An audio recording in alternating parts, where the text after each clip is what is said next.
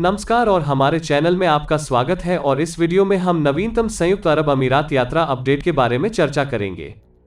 इसमें संयुक्त अरब अमीरात भारत उड़ानों के लिए अचानक तेज वृद्धि मांग एक दिशा में नहीं हो रही है। भारतीय निवासियों को वापसी की आवश्यकता पर स्पष्टता मिलने के साथ उनमें से अधिक अब भारत में अपने घरों के लिए उपलब्ध पहली उड़ान ले रहे हैं। इनमें वे प्रवासी शामिल हैं जिन्होंने गर्मियों के दौरान यात्रा करने की योजना स्थगित कर दी थी क्योंकि वे वापसी के लिए सटीक आवश्यकताओं के बारे में अनिश्चित थे। लेकिन हाल के दिनों में संयुक्त अरब अमीरात के उड्डयन प्राधिकरण कई दिशा निर्देश लेकर आए हैं कि कौन भारत से संयुक्त अरब अमीरात में एक गंतव्य के लिए उड़ान पकड़ सकता है। पिछले हफ्ते अमीरात और अन्य वाहकों ने कहा कि दुबई में प्रवेश के लिए कोविड-19 टीकाकरण प्रमाण पत्र की अब आवश्यकता नहीं है। यह अंततः निवासियों को घर वापस एक त्वरित यात्रा करने के लिए आश्वस्त कर रहा है। दुबई स्थित यू ट्रेवल के एक प्रवक्ता ने कहा, हमारे पास यात्रियों से बहुत सारे फोन आए और पूछा कि क्या वे भारतीय टीके लेने के बाद वापस लौट पाएंगे, चूंकि उन्होंने कहा कि बिना टीकाकरण वाले लोग आ सकते हैं। यातायात अच्छा है, हमें बहुत सारे अनुरोध मिल रहे हैं। उड़ानें पूरी तरह से बुक हैं और टिकट की कीमतें भी अभी बहुत अधिक हैं। इसका यात्रा किराए पर तत्काल प्रभाव पड़ा है। नई दिल्ली से दुबई के लिए उड़ानें DH1000 से DH1500 के बीच हो सकती हैं और मुंबई दुबई पर DH1800 से अधिक हो गई हैं। कोची से एक यात्रा का खर्च DH1100 से थोड़ा अधिक हो सकता है। नमस्ते ट्रैवल एंड टूरिज्म के एक प्रवक्ता ने कहा कि यात्री यातायात को सामान्य होने और किराया DH400 DH600 के स्तर पर वापस आने में 15-20 दिन और लगेंगे।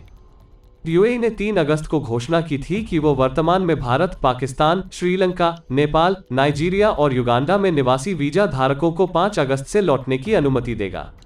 उस घोषणा के अनुसार केवल रेजिडेंसी वीजा धारक जिन्हें यूएई में टीका लगाया गया था और संयुक्त अरब अमीरात के अधिकारियों द्वारा जारी टीकाकरण प्रमाण पत्र इन देशों से यात्रा करने की अनुमति दी जाएगी। कैप में भारत और मध्य पूर्व के सीईओ कपिल कौल ने कहा, बुलबुले की व्यवस्था और प्रतिबंधों के कारण भारत यूएई विमानन क्षेत्र काफी विवश था। यूएई ने 3 अगस्त को घोषणा की थी कि वो वर्तमान में भारत, पाकिस्तान, श्रीलंका, नेपाल, नाइजीरिया और युगांडा में निवासी वीजा धारकों को 5 अगस्त से लौटने की अनुमति देगा। उस घोषणा के अनुसार केवल रेजिडेंसी वीजा धारक जिन्हें यूएई में टीका लगाया गया था और संयुक्त अरब अमीरात के अधिकारियों द्वारा जारी टीकाकरण प्रमाण पत्र इन देशों से यात्रा करने की अनुमति दी जाएगी। कैप में भारत और मध्य पूर्व के सीईओ कपिल कौल ने कहा, बुलबुले की व्यवस्था और प्रतिबंधों के कारण भारत यूएई विमानन क्षेत्र काफी विवश था। यह पिछले साल दुबई लंदन सेक्टर के मामले में देखा गया था, जो प्रतिबंध हटने के बाद बहुत जल्दी दुनिया का सबसे व्यस्त हवाई मार्ग बन गया था। एल्टन एविएशन कंसल्टेंसी के एक विश्लेषक लियर रयान ने कहा, आप एक ही चीज देखेंगे, यह इस त्वरित विस्फोट की तरह है।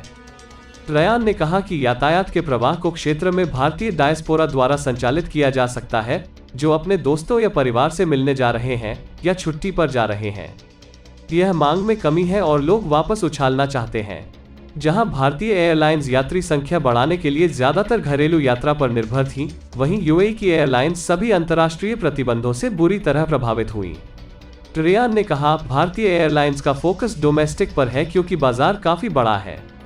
अंतर्राष्ट्रीय यातायात के मामले में इससे आगे कुछ भी वह क्रीम है।